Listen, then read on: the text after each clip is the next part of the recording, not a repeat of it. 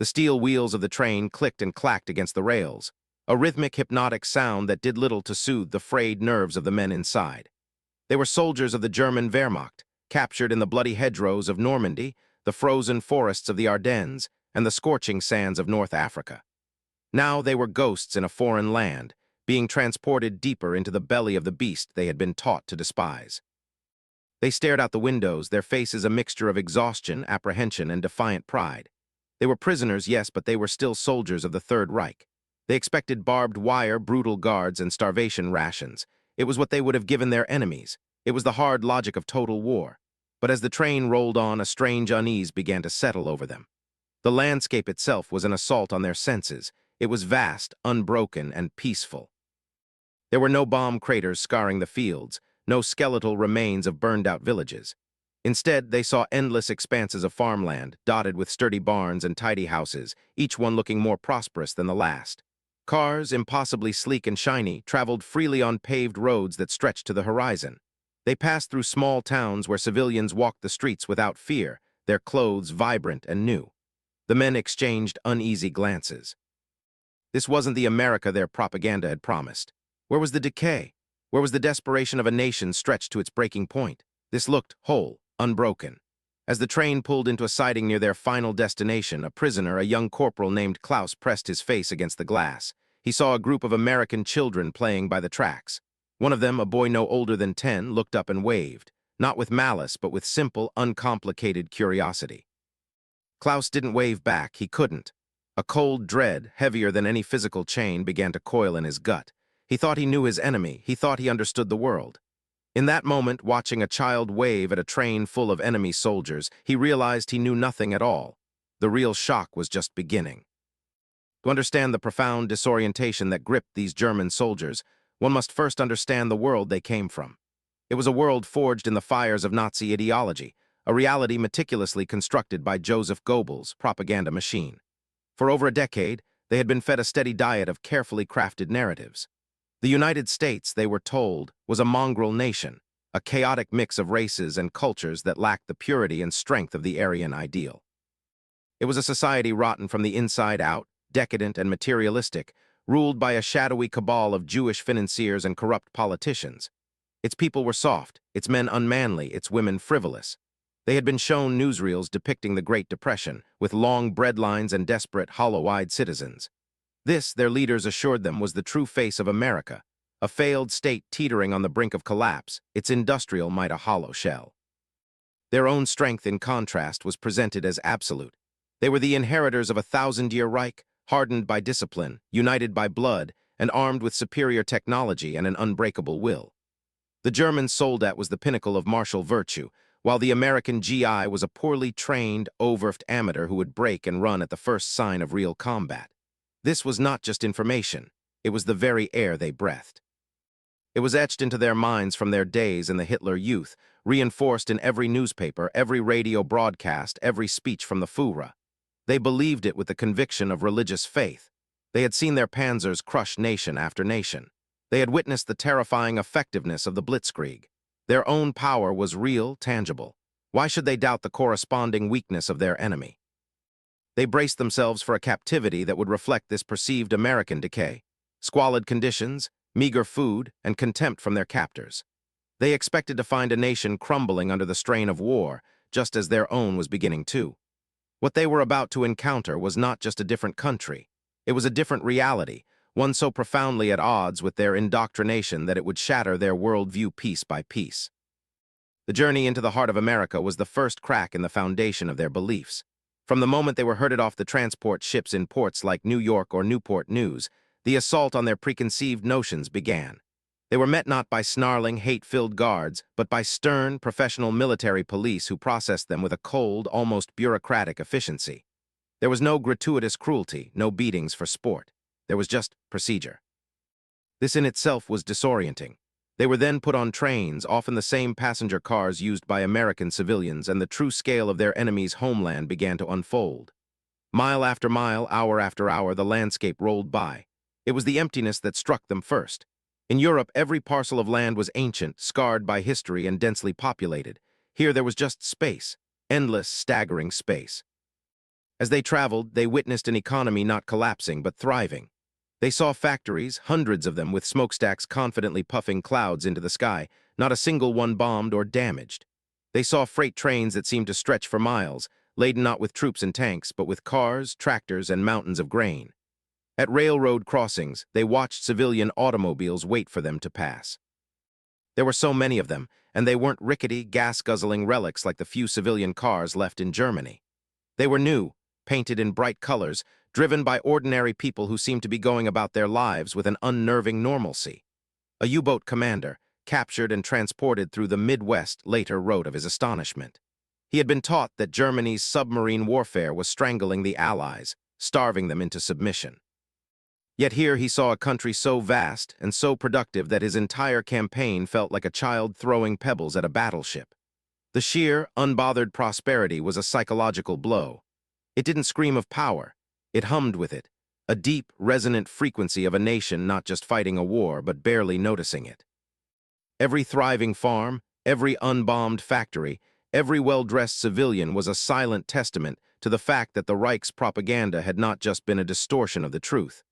It had been a complete and utter fantasy. The indoctrination of the average German soldier ran deeper than simple patriotism. It was a carefully constructed psychological fortress. The Nazi regime understood that to control a soldier in battle, you must first control his perception of reality. They were taught that the war was a preemptive strike, a necessary struggle for Lebensraum, or living space, against encircling enemies bent on Germany's destruction. The Slavs to the east were subhuman, the British were decadent imperialists, and the Americans were a nation of gangsters and greedy capitalists, incapable of true martial spirit. This worldview provided a powerful moral justification for the immense sacrifices demanded of them. It transformed a war of aggression into a noble crusade for survival and racial purity. The concept of honor was central to this conditioning. They were soldiers of an elite, almost mythical fighting force, bound by a code of conduct that, in their minds, placed them far above their adversaries. They saw themselves as disciplined, tough, and professional, fighting with skill and courage. In contrast, they were told the Allies, particularly the Americans, relied on brute force and overwhelming materiel, lacking the innate fighting qualities of the German warrior. This belief created a sense of superiority that was vital for morale, especially as the tide of the war began to turn against them. They believed that even if they were captured, this inherent superiority would remain. They expected to be treated as they treated their own prisoners, especially those on the Eastern Front. They anticipated hardship, cruelty, and a fight for survival even within the confines of a prison camp. This mindset prepared them for a struggle against their captors, a continuation of the war by other means. It did not, however, prepare them for kindness. It did not prepare them for fairness. And it certainly did not prepare them for a system that would treat them not as subhuman beasts to be broken, but as men. The foundation of their entire identity was built on the idea of a clear, unbridgeable gap between themselves and their enemies. But what would happen when that gap disappeared? What would happen when the enemy refused to play the role assigned to them? The psychological fortress was strong, but it was designed to withstand a siege of hatred and brutality. It was utterly vulnerable to an attack of simple, baffling decency. As the trains finally arrived at their destinations, sprawling camps with names like Aliceville in Alabama, Camp Ruston in Louisiana, or Fort Douglas in Utah, the soldiers' apprehension reached its peak. They disembarked, expecting the grim, familiar landscape of a prison. They imagined muddy enclosures, menacing watchtowers, and guards with machine guns and snarling dogs, a mirror image of the camps they had seen built across occupied Europe. What they saw instead was, once again, profoundly unsettling. The camps were vast and orderly. The barracks were not dilapidated shacks, but sturdy wooden structures, often built to the same specifications as those used for American soldiers. They were laid out in neat grids, with gravel paths and administrative buildings. There were fences and watchtowers, to be sure, but the overall atmosphere was less one of brutal confinement and more of structured, military-style organization. They were marched to a processing center where they were stripped of their belongings, deloused, and given a medical examination. This was expected. What was not expected was the thoroughness and professionalism of the doctors. Men with wounds that had been poorly treated in the field were given proper medical attention. Men suffering from malnutrition after weeks of frontline combat were noted for special diets. It was impersonal, efficient, and deeply confusing. Why would the enemy waste precious medical resources on them? The true shock, however, came with the first meal. They were herded into a large mess hall and told to line up. In their minds, they braced for watery soup and a crust of stale bread. Instead, they were handed trays laden with food. There was white bread, something most hadn't seen in years, with a pat of real butter. There were potatoes, vegetables, and a piece of meat. And then there was coffee with milk and, most astonishingly of all, sugar. 2 full spoonfuls. It was more food and of a higher quality than most of them had eaten in a single sitting since before the war began. They sat at the long tables in stunned silence, a silence broken only by the clinking of cutlery. Some men ate ravenously, their bodies crying out for sustenance. Others ate slowly, cautiously, as if expecting the tray to be snatched away at any moment. Was this a trick? A final meal before some unknown horror? They looked at the American guards, who stood watching them with an air of detached indifference. There was no mockery in their eyes, no gloating. They just looked bored. This meal was more than just sustenance. It was a weapon. It was the first devastating volley in a psychological war they never knew was being waged. The days that followed the initial shock of arrival only deepened the German POW's sense of dislocation. The rhythm of camp life was established, a routine that defied all their expectations of captivity. The morning appel or roll call was familiar, a staple of military life, but what followed was not. After the first few days of processing, they were largely left to their own devices within the camp's confines. The camps were, in essence, small, self-contained towns. They had libraries, often stocked with German-language books, some of them carefully selected by American intelligence to offer a different perspective on the world. They had theaters where movies were shown, often American films that offered a tantalizing, if fictionalized, glimpse into the lives of their captors. There were sports fields, and soon fiercely competitive soccer leagues were formed, with teams representing different barracks or units. Men who had been trying to kill each other weeks earlier were now chasing a ball on a dusty field in the middle of Alabama or Oklahoma. The sheer availability of goods was a constant source of wonder. Each prisoner was issued a set of clothes, soap, a toothbrush, and a razor. In Germany, such items were becoming luxuries. Here they were standard issue for prisoners. A camp canteen, or PX, was established, where prisoners could, in time, spend the scrip they earned.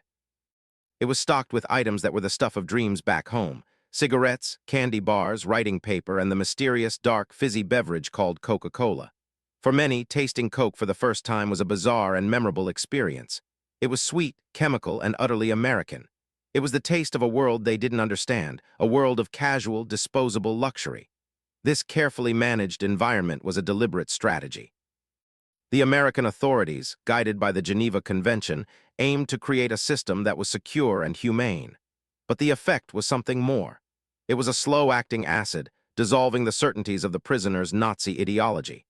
How could America be a decadent, collapsing nation when it could afford to provide its enemies with movie theaters and chocolate bars? How could the German people be the master race when they were subsisting on black bread and ersatz coffee, while their prisoners were drinking Coca-Cola? The questions hung in the air, unspoken but pervasive. Every soccer game, every book read, every candy bar eaten was another small chip in the psychological armor they had carried with them from the battlefields of Europe. The initial sensory overload of American abundance soon gave way to a more profound and disturbing realization about the nature of their enemy. One of the most significant shocks for the German prisoners was their encounter with American women. In Nazi Germany, the role of women was rigidly defined by the Kinder, Kuch, Kirch, children, kitchen, church ideology. Women were mothers to the Aryan race, keepers of the home. While the war had forced many German women into factory work out of necessity, the official propaganda still portrayed the ideal woman as domestic, modest, and subordinate to men. When the POWs were put on work details outside the camps, they were thrust into a world that completely upended this ideal. They saw American women driving cars, working in shops, and managing farms. Most shockingly, they saw them working in factories, not as reluctant conscripts, but as a confident, capable workforce. They witnessed women welding, operating heavy machinery, and riveting the very bombers that were reducing German cities to rubble. These were the Rossi the Riveters, and to the German mind, they were a bewildering spectacle. The women they encountered were not the frivolous, fashion-obsessed creatures of Goebbels' caricatures. They were often direct, self-assured, and utterly unintimidated by the prisoners. A German officer working on a farm in Wisconsin was stunned when the farmer's wife, a woman half his size, gave him clear, concise instructions on how to operate a piece of machinery. She didn't shout or demean him. She simply treated him as a worker who needed to be told what to do. There was no deference, no hint of the rigid gender hierarchy they were used to. This exposure to a different social dynamic was deeply unsettling. It challenged their fundamental beliefs about strength and weakness and the natural order of society. If American women were this capable and independent, what did that say about their men? The propaganda had painted American men as soft, but perhaps their strength was of a different kind, a strength so confident that it did not need to suppress its women. This wasn't just about gender roles, it was another piece of the puzzle of American power. The nation's strength wasn't just in its male soldiers, it was a total societal mobilization, a partnership between men and women that the rigid, patriarchal ideology of the Third Reich could not comprehend. The image of a woman in greasy overalls, confidently working on a B-17 engine, was as powerful a symbol of American might as the bomber itself. For the German soldier, indoctrinated with the belief in Aryan racial purity, the ethnic and racial diversity of America was perhaps the most jarring and incomprehensible shock of all. Nazi propaganda had relentlessly portrayed the United States as a mongrel nation, a chaotic jumble of inferior races that rendered it culturally and spiritually weak. They were told it was a nation torn apart by racial strife, lacking the unity and common purpose of the racially pure German Volk. The reality they encountered on American soil was a direct contradiction to this cornerstone of their ideology. On the trains, in the towns, and even among their guards, they saw a tapestry of humanity they had been taught to despise. They saw Black Americans, Irish Americans, Italian Americans, Polish Americans, and Jewish Americans all wearing the same uniform, working towards the same cause. A group of Afrika Korps prisoners, hardened veterans who considered themselves racially elite, found themselves being guarded by a platoon of African American soldiers. According to their doctrine, this was an inversion of the natural order. These were men they considered subhuman, yet here they were, holding the rifles, giving the orders, and wielding the authority of the victorious U.S. Army. The prisoners' reactions ranged from silent contempt to outright disbelief. They would mutter slurs they had learned from their propaganda, only to be met with stern discipline, or even more confusingly, a complete lack of reaction from guards who had heard it all before.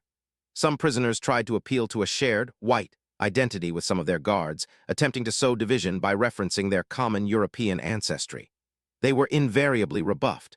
The guards were not German Americans or Irish Americans in that moment. They were simply Americans. This was a profound lesson in a different kind of nationalism, one based not on blood and soil, but on a creed and a flag. It wasn't a perfect, harmonious picture, and the prisoners were certainly aware of the racial segregation that existed in America. But what they witnessed was that, despite these deep-seated problems, the nation could still project a unified, overwhelming force. The mongrel nation had produced an army that had defeated their best troops and an industrial machine that was burying the Reich. The realization was a slow, creeping poison to their ideology. If a nation of such diverse peoples could be so powerful, then the entire Nazi premise of racial purity as the source of strength was a catastrophic lie. Section tumultuous political landscape of Weimar Germany and the rigid totalitarianism of the Third Reich. Their understanding of democracy was filtered through Nazi propaganda, which portrayed it as chaotic, inefficient, and corrupt, the political system of weak nations. It was the babble of decadent politicians while a strong leader, a Führer, was needed to take decisive action. In the POW camps, they were exposed to a microcosm of the American democratic experiment, and it baffled them. The camp administration, while adhering to military hierarchy, allowed the prisoners a surprising degree of self-governance. The Geneva Convention stipulated that prisoners could elect a spokesman, a Lagersprecher, to represent their interests to the camp authorities. The Americans embraced this fully. The prisoners were encouraged to hold elections, to campaign, to debate among themselves who would best represent them. For men raised in a system where the leader was divinely appointed and dissent was treason, the concept of openly campaigning for a position of authority and being chosen by their peers was alien. Die-hard Nazis in the camps often tried to intimidate others and install their own loyalists as spokesmen. But the Americans ensured the secret ballot, and frequently, more moderate, pragmatic men were elected, men who could effectively negotiate for better conditions rather than just spout ideology. Furthermore, the prisoners had access to American newspapers and magazines. Initially, they read them with cynicism, looking for the hidden propaganda. but they were stunned to find articles openly criticizing President Roosevelt, debating military strategy, and reporting on strikes at war factories. In Germany, such dissent would have meant a concentration camp or a death sentence. Here, it was printed for everyone to see. This was perhaps the most confusing revelation of all. How could a nation at war allow such internal criticism? How could it function without absolute unity of thought? They had been taught that such freedom was a weakness, a fatal flaw. Yet the evidence of America's overwhelming strength was all around them. It forced them to consider a radical possibility, that this open debate, this freedom to disagree, was not a weakness at all. It was somehow a source of the nation's incredible resilience and power. The idea was so foreign, so contrary to their entire upbringing, that for many it was the most difficult to accept and the most revolutionary to contemplate. The very concept of paid labor for a prisoner of war was, to the German mind, a complete absurdity. In the Nazi system, prisoners, especially those from the Eastern Front, were considered Untermenschen, subhuman sources of slave labor to be worked to death for the benefit of the Reich. The idea that a nation would not only house and feed its enemies, but also pay them for their work was beyond comprehension. It seemed to violate the fundamental laws of conflict. Yet that was exactly the system the United States had established, in accordance with the Geneva Convention. Under the treaty, enlisted prisoners could be required to work, while officers could volunteer. All work had to be non-military, and the workers had to be compensated. The American government set the wage at 80 cents per day, paid in camp scrip that could be used at the PX. It was a pittance by American standards, but to the German POWs, it was a fortune.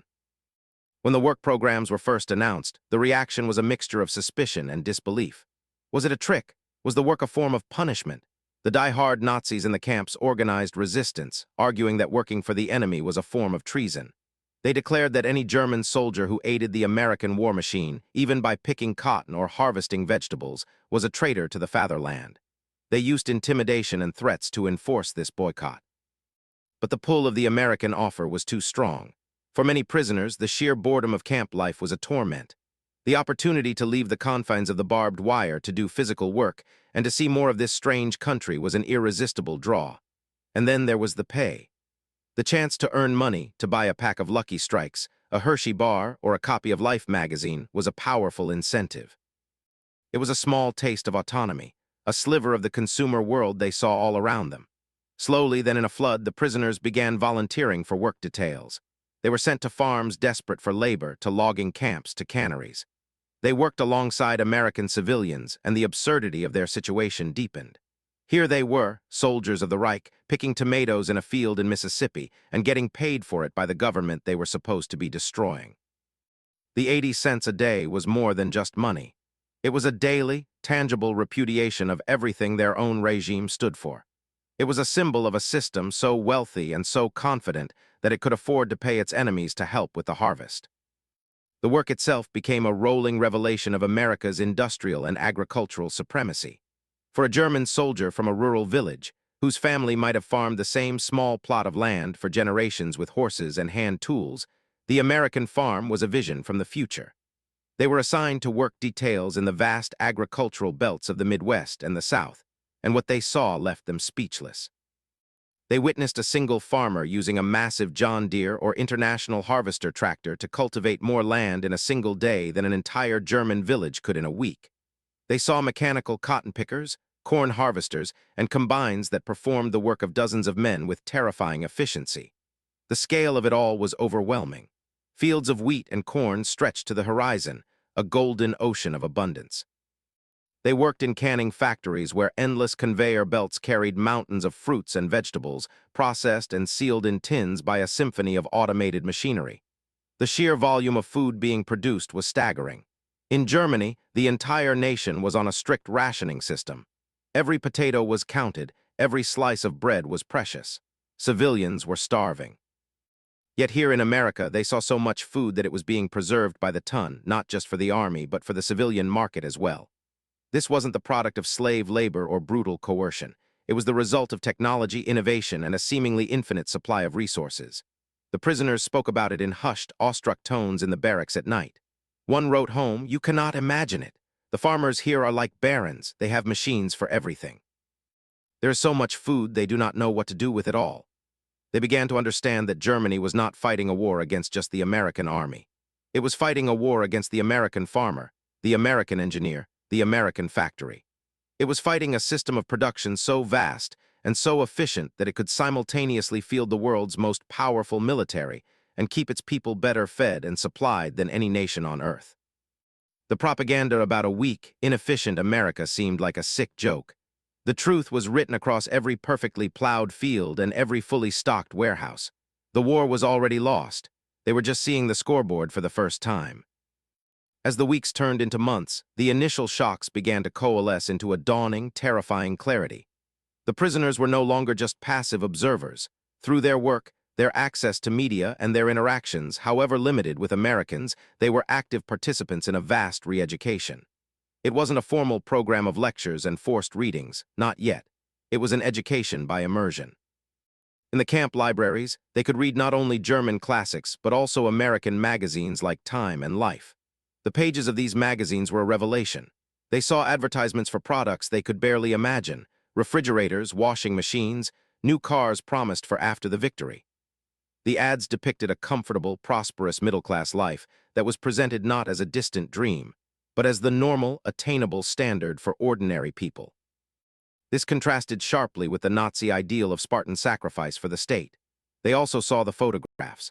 They saw images of American industry in full swing, vast assembly lines churning out bombers, shipyards where Liberty ships were built in a matter of days.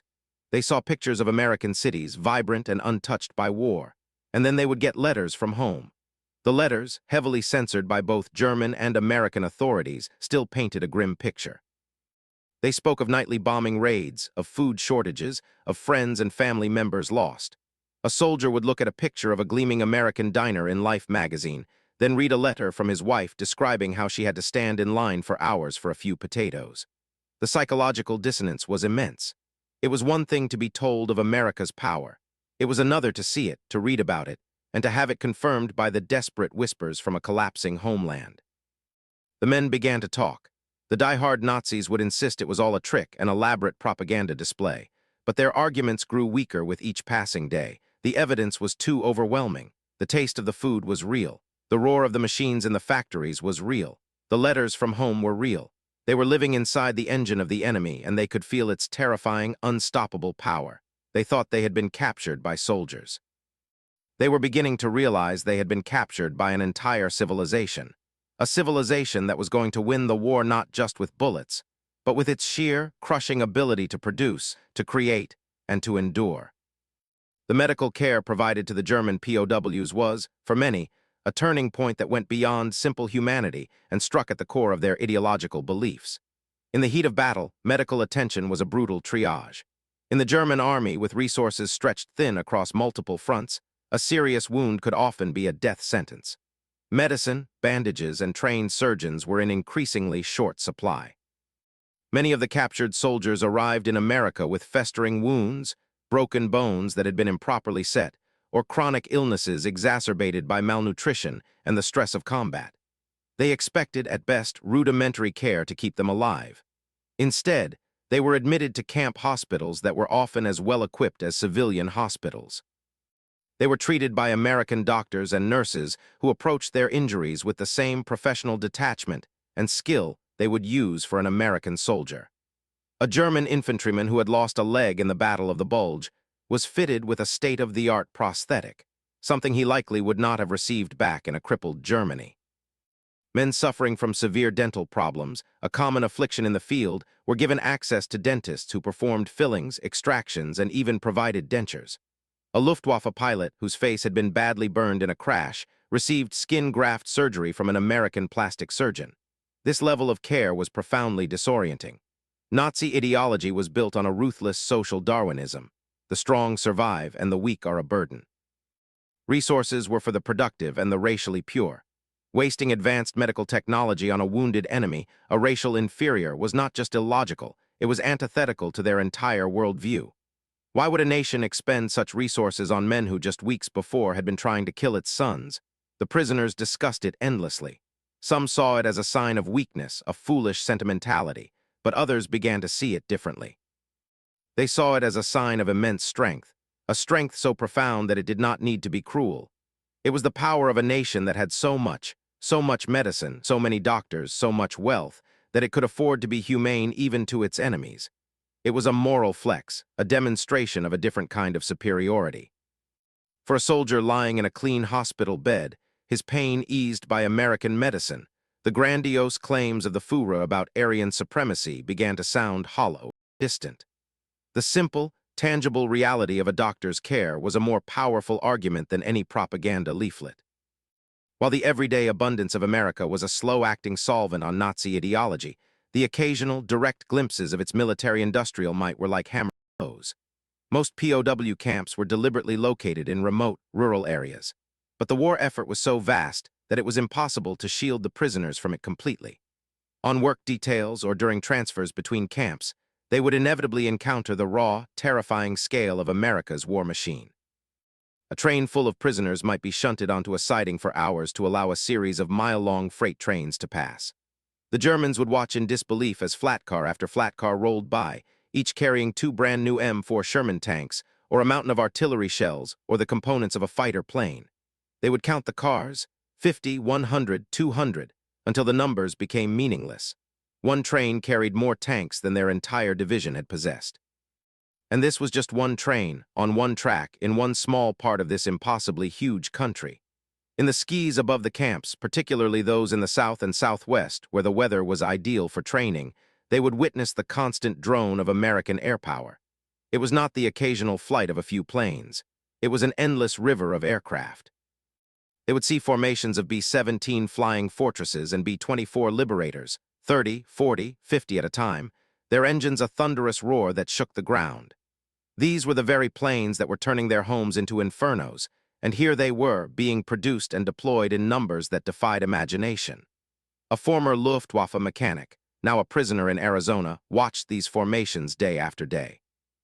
He knew with an expert certainty the resources required to build, fuel, and maintain a single heavy bomber. To see them in such quantities was to understand the mathematical impossibility of a German victory. He later remarked that it was like watching a god forge thunderbolts. The scale was not human. It was elemental. These displays shattered the last vestiges of the myth of German technological superiority. They might have had a better tank in the Tiger or a jet fighter in the Me-262, but the Americans had thousands of very good tanks and tens of thousands of very good planes. The war, they realized, was not a contest of quality versus quality. It was a contest of Germany's boutique craftsmanship against America's overwhelming, soul-crushing mass production. It was a fight they could never, ever win. The American democratic process, which had seemed like a distant, abstract curiosity, was brought into sharp focus for the prisoners during the presidential election of 1944. For men who had only ever known the staged, unanimous elections of the Third Reich, where the Führer received 99% of the vote, the concept of a genuine political contest in the middle of a world war was utterly bizarre. The camp authorities made no effort to hide it from them. In fact, they encouraged the prisoners to follow the campaign. Newspapers were filled with the back and forth between the incumbent, Franklin D. Roosevelt, and his Republican challenger, Thomas Dewey. The prisoners read articles and saw political cartoons that fiercely attacked the sitting president. Dewey accused Roosevelt of mismanaging the economy and bungling foreign policy. Roosevelt's supporters fired back, calling Dewey inexperienced. To the German mind, this was insanity. A nation's leader was under attack from his own people while the country was engaged in a life-or-death struggle. In Germany, such criticism would have been met with swift and brutal punishment from the Gestapo. They expected the country to be torn apart by this division. They watched, fascinated, waiting for the signs of collapse that their propaganda had always promised. But the collapse never came. The debate was fierce, the rhetoric was heated, but the country kept functioning. The factories kept producing, the soldiers kept fighting. Then came election day. The prisoners learned that American soldiers, even those on the front lines, were casting their ballots. The idea of a common soldier having a say in who led the nation was profoundly revolutionary. On the day the results were announced, a strange quiet fell over the camps as the news spread. Roosevelt had won a 4th term. And then the next day, something even more astonishing happened. Nothing. There was no coup, no purge of the opposition. Thomas Dewey publicly conceded defeat and urged his supporters to unite behind the president for the good of the country. The fierce political battle was simply over. The machinery of government and war continued without missing a beat. This was a powerful, unforgettable lesson. It demonstrated that a nation could be home to profound, open disagreement and still remain unified in its ultimate purpose. The source of American strength was not a forced, monolithic conformity, but a resilient, self-correcting system that drew power from the consent of the governed. It was a political technology they had never encountered, and it was, in its own way, more formidable than any tank or bomber. Among the many shocks the German POWs experienced, the encounter with American consumer culture was one of the most subtly corrosive to their ideology. They came from a society that, under Nazism, had been systematically reoriented away from individual comfort and towards collective sacrifice for the state. Guns over butter was not just a slogan, it was the fundamental economic policy of the Reich. Civilian production was curtailed, and the lives of ordinary Germans were characterized by rationing, ersatz goods, and a grim, Spartan existence. In America, they found a nation that seemed capable of producing both guns and butter in terrifying quantities. The Camp PX was their first window into this world.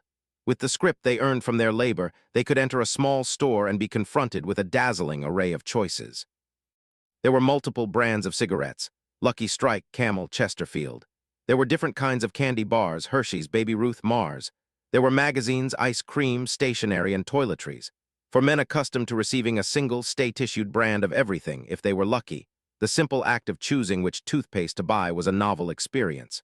When they worked on farms or in towns, they saw this culture magnified 1,000 times. They saw grocery stores with shelves overflowing with food, with pyramids of fresh oranges in the middle of winter. They saw hardware stores filled with tools and gadgets, and department stores with windows displaying the latest fashions. They learned about the Sears, Roebuck & Co. mail-order catalog, a book thicker than a Bible, from which any American family could order almost anything imaginable and have it delivered to their door. This wasn't the decadent, wasteful society their propaganda had described. It was a system of incredible dynamism and productivity, one that generated a standard of living for its average citizens that was beyond the wildest dreams of the average German. It created a powerful link between the nation's economic system and the individual. Americans were fighting not just for abstract ideals like freedom and democracy, but also for their way of life, for their homes, their cars, and their right to choose between 10 different kinds of breakfast cereal. The prisoners began to realize that the Reich had demanded everything from its people and given them very little in return, but promises of future glory. America, it seemed, demanded much from its citizens, but also provided them with a level of comfort and opportunity that made them willing participants in the national effort. It was a motivation far more powerful and enduring than fear. The contrast between the reality of America and the news from home became a source of constant psychological torment for the prisoners.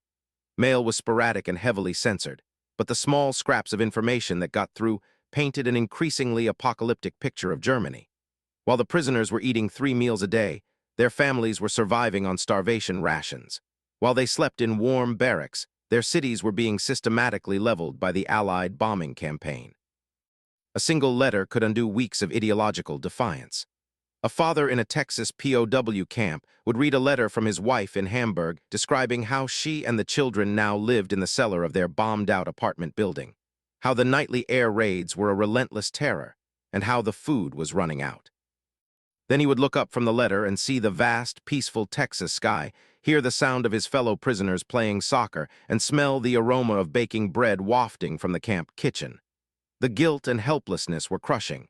Many prisoners began to feel a bizarre sense of being in a sanctuary. They were safe, they were fed, and they were out of the war. But this safety came at the price of knowing their loved ones were in mortal peril, suffering in a war the prisoners now understood was utterly hopeless. This personal anguish was compounded by the official news they received. The camp authorities posted maps showing the relentless advance of the Allied armies from the west and the Red Army from the east. The shrinking borders of the Reich were there for all to see, a graphic depiction of their nation's demise. They read in the camp newspapers about the staggering production numbers of American industry, numbers they could now believe because they had seen the evidence with their own eyes. Every new Liberty ship launched, every 1,000-bomber raid announced, was another nail in the coffin of the fatherland. The die-hard Nazis in the camps tried to dismiss it all as propaganda, but their voices became less and less convincing. The emotional weight of the letters from home, combined with the undeniable evidence of America's power, was too much to bear. The war was no longer an abstract struggle for national glory. It was a direct cause of the suffering of their own families.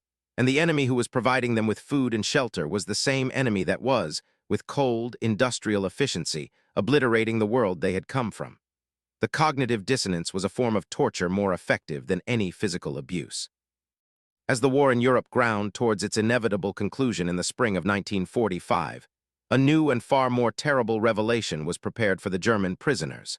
For years, they had been fighting for a regime they believed was restoring German honor and building a new, better world. They had rationalized the harsh measures, the invasions, the occupations, as necessary steps in a struggle for national survival. They had heard rumors, of course, about concentration camps and harsh treatment of Jews and other minorities, but these were easily dismissed as enemy propaganda or isolated excesses. The official narrative was that these camps were simply for political opponents and criminals, not unlike prisons in any other country. The American government made a deliberate decision that the German people, including the soldiers who had fought for the regime, had to be confronted with the full, unvarnished truth of its crimes.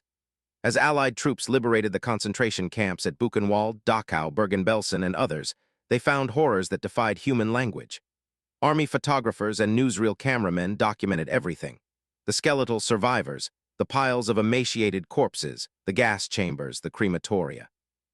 This documented evidence was compiled into films and pamphlets, and in POW camps across the United States, attendance was made mandatory. The prisoners were marched into makeshift theaters and forced to watch. They saw the newsreels, unflinching and graphic.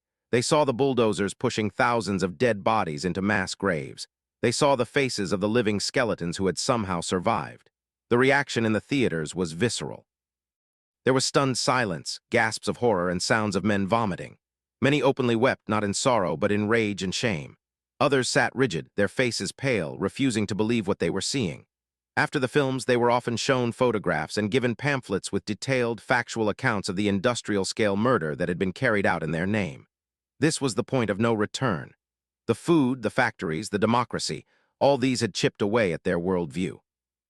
This, the revelation of the Holocaust, was a moral cataclysm. It vaporized the very foundations of their identity. They were not just soldiers in a losing army. They were the instruments of a monstrous evil, the likes of which the world had never seen. The honor they thought they were fighting for was a lie. The noble cause was a facade for genocide. The shock was absolute. For countless German prisoners, this was the moment their war truly ended, not with a surrender, but with a soul-crushing moral collapse. The revelation of the Holocaust sent a shockwave through the POW camps, creating deep divisions and forcing every man to confront a terrible personal reckoning. The camp population fractured into three main groups. The first was a small, hardened core of fanatical Nazis. They refused to believe the evidence, screaming that it was all a masterful piece of American Jewish propaganda, a Hollywood production designed to slander Germany. They became even more rigid in their ideology, clinging to it as the last piece of driftwood in a sea of horrifying truths.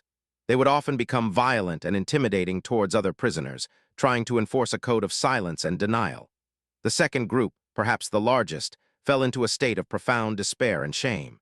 These were the ordinary soldiers, the men who had believed they were fighting a conventional war for their country.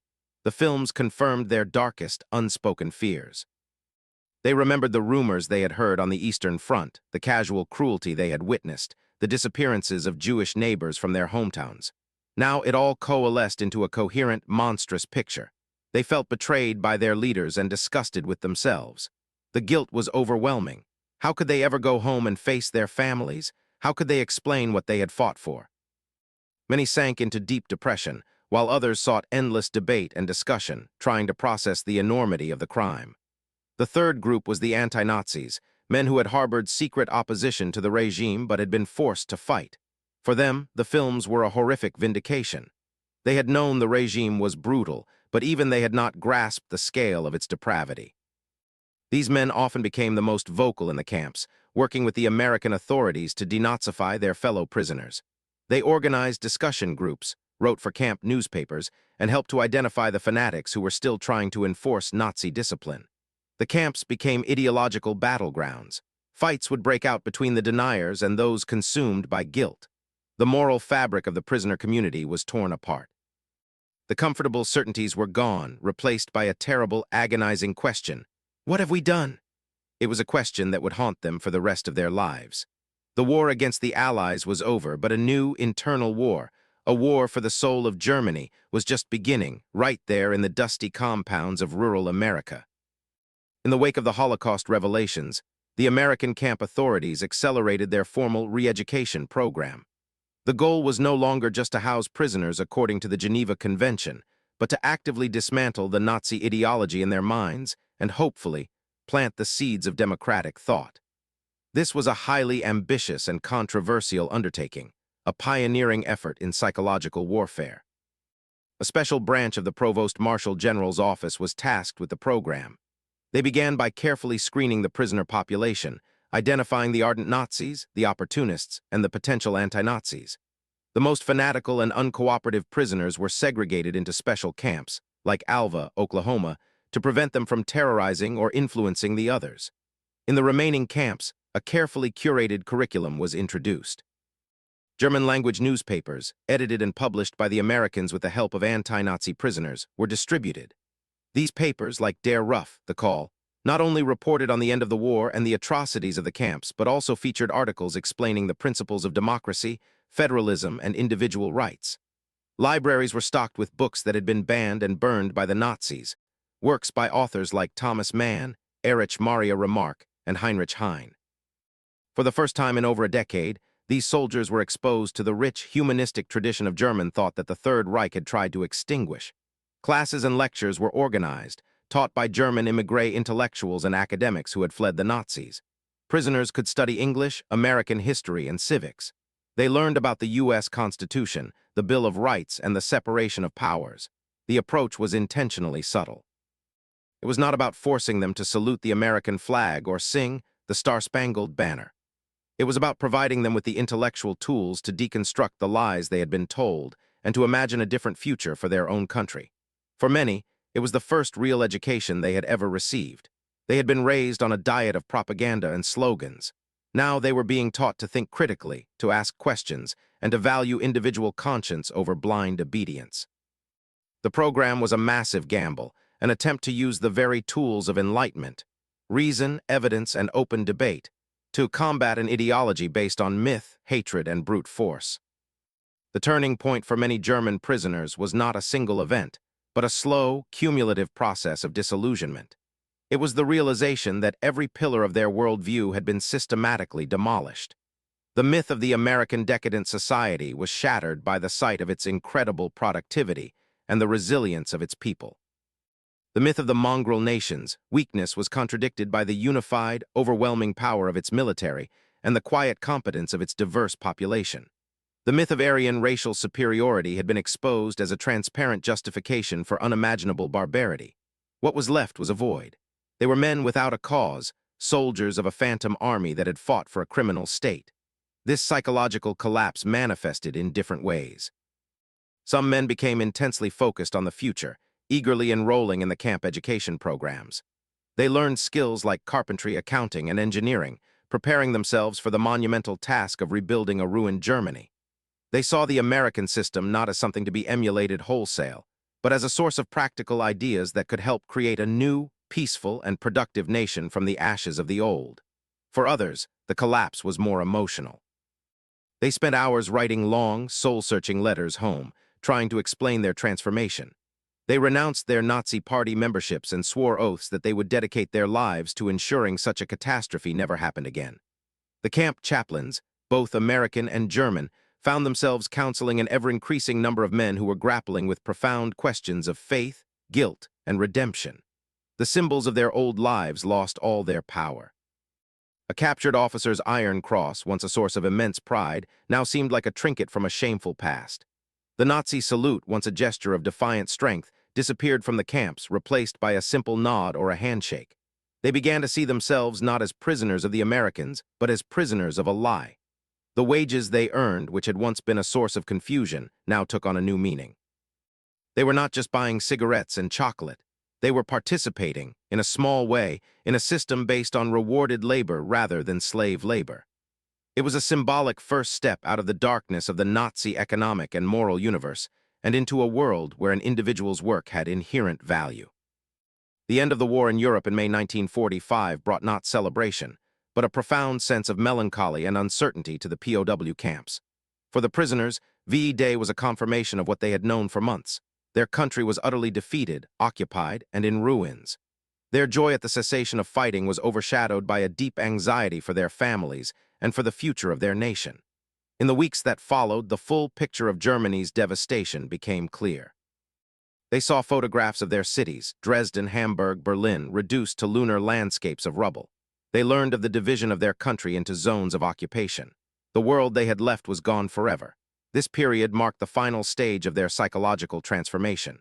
The arrogance of the Übermensch was replaced by the humility of the defeated. The focus shifted from ideology to practicality. How would they get home? Would their homes even be standing? Would their families be alive? They now looked upon their American captors not as enemies, but as the arbiters of their fate. The relationship changed. The guards, many of whom were now just waiting to be demobilized themselves, became more relaxed.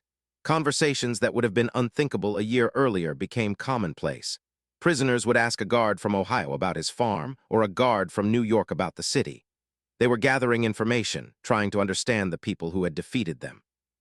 The work details took on a different feel.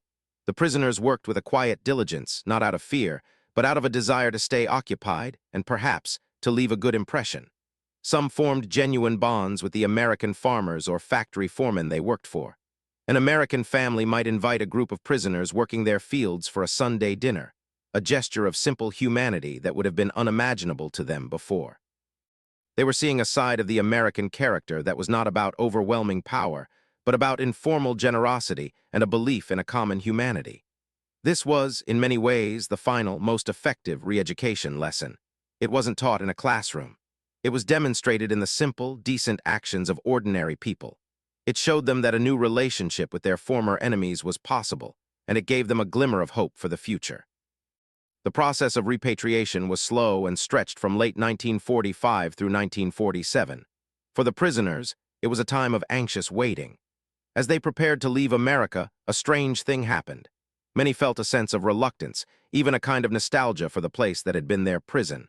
They had become accustomed to the regular meals, the clean barracks, and the fundamental safety of life in the camps. They knew they were returning to a country of rubble and starvation, a stunned null or 0 hour. The America they were leaving represented a world of order, abundance, and possibility that stood in stark contrast to the chaos awaiting them at home.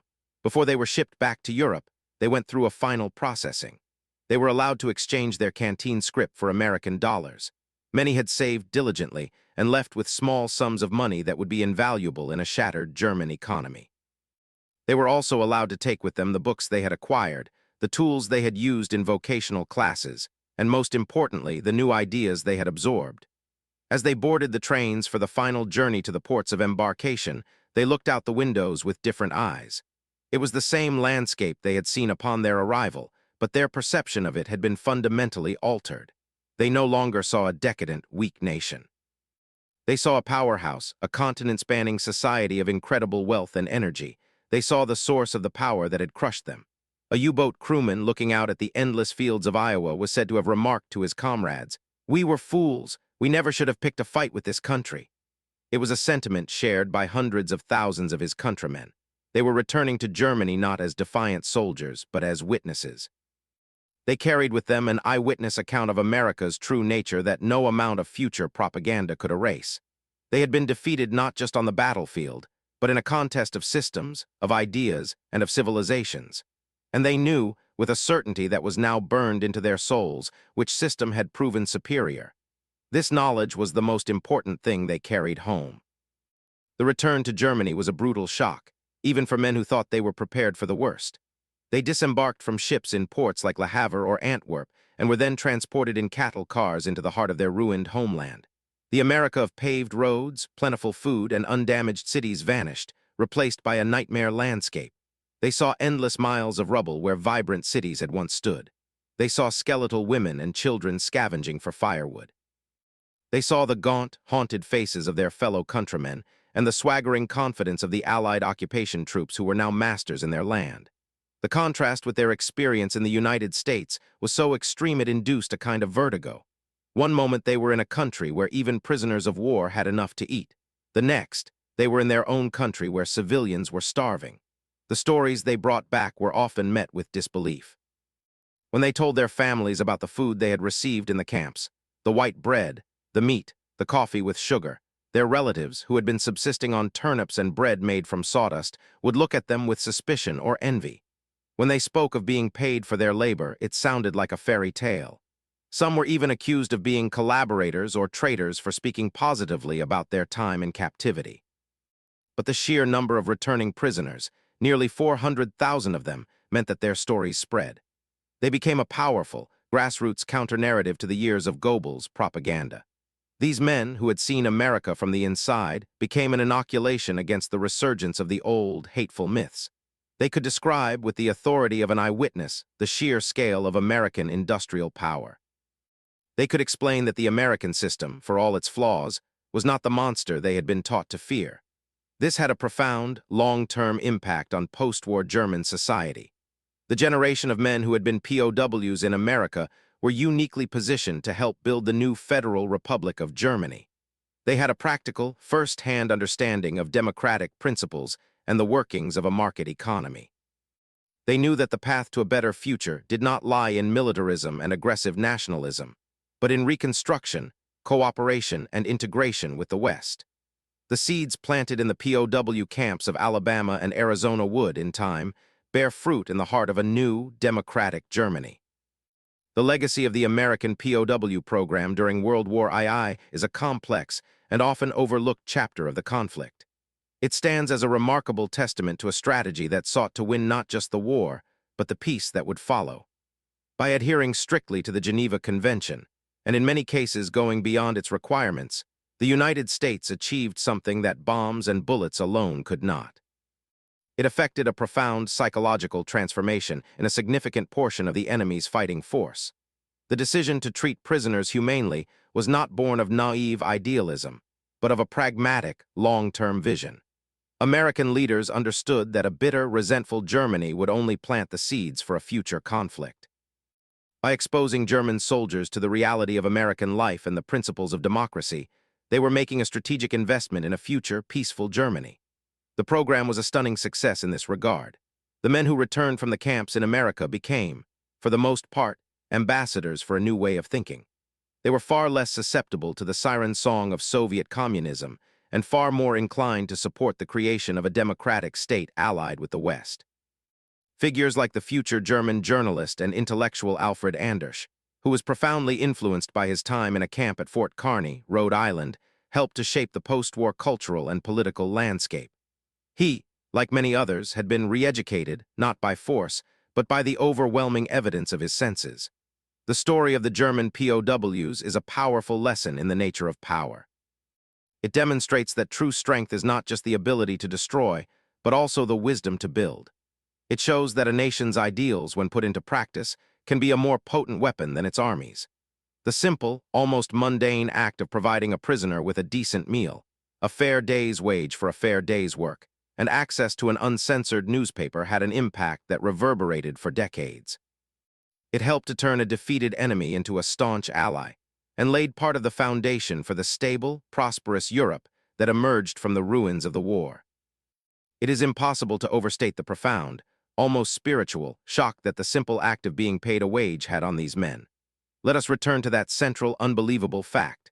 A German soldier raised in a system that glorified sacrifice and scorned individual gain, who fought for a regime that built its economy on plunder and slave labor, is captured.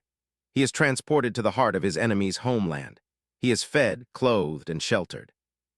Then he is offered a job, picking cotton, felling trees, canning peas, and for this work he is paid. He receives 80 cents a day in scrip. With this scrip, he can walk into a store and exercise choice. He can buy a Coke instead of a coffee. He can buy a pack of Camels instead of Lucky Strikes. He can buy a copy of the Saturday Evening Post. This small, mundane transaction was a revolutionary act. It was a direct, practical lesson in the core principles of the system that had defeated him. It taught him that labor has dignity and value, even the labor of an enemy. It taught him that economic relationships can be based on voluntary exchange rather than coercion. It introduced him to the concept of being a consumer, an individual with preferences, and the autonomy to act on them. The 80 cents was a symbol of everything the Nazi regime was not. The Third Reich was a command economy that directed every aspect of a person's life towards the needs of the state. Individuality was suppressed. Choice was an illusion. The American system, as experienced through the Camp PX, was the polar opposite. It was a chaotic, vibrant ecosystem of brands, products, and individual desires. It was a system that trusted the individual to make his own economic decisions. For a man who had been nothing more than a cog in a vast war machine, being treated as an individual economic actor was profoundly humanizing. It was a small taste of freedom, a freedom he had been taught was weak and decadent, but which he was now beginning to understand as the source of an incredible and dynamic power. The payment was not an act of charity. It was an initiation into a different world. Consider the perspective of a single prisoner. Let's call him Hans. Hans is 20 years old. He was a farm boy from Bavaria, conscripted into the Wehrmacht at 18.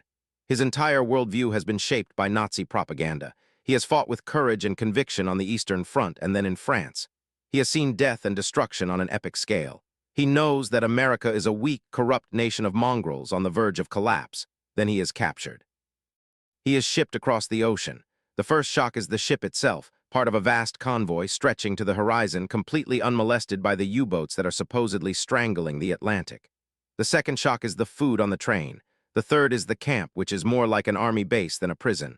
The fourth is the revelation that he will be offered work. The fifth, and most unbelievable, is that he will be paid. Hans takes a job on a local farm. The farmer, a man named Miller, is a German-American whose grandfather immigrated in the 19th century. Miller is wary at first, but Hans is a hard worker. He knows his way around a farm. Miller shows him how to operate a tractor. The machine's power astonishes Hans. He sees Miller's wife driving their car into town, a feat of independence he has never witnessed. One day, Miller's son, a Marine home on leave, shows up at the farm. He is the same age as Hans. They look at each other across a vast gulf of experience. There is no hatred in the Marine's eyes, just a weary curiosity. That evening, Mrs. Miller invites Hans to eat dinner with the family on their porch. He sits there, an enemy soldier, eating fried chicken and drinking lemonade, listening to the radio broadcast the evening news.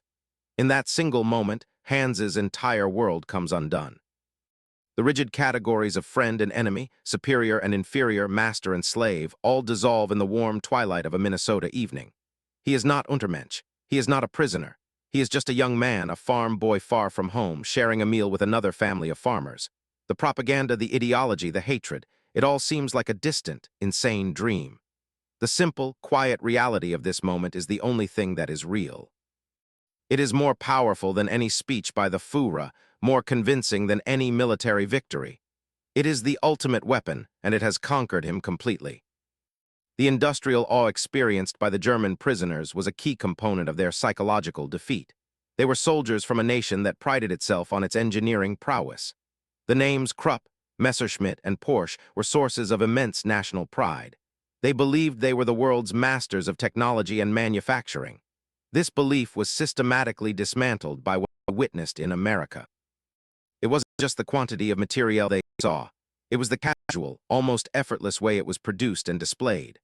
One account from a former Panzer crewman captured in North Africa tells of his work detail at a rail yard in Illinois. His job was to help load and unload freight. One day, a train arrived carrying nothing but new automobiles from a factory in Detroit, tested for dealerships in California. He was staggered not just by the number of cars, but by the fact that in the middle of a world war, a significant portion of America's industrial capacity was still dedicated to consumer goods. In Germany, civilian production ceased years ago.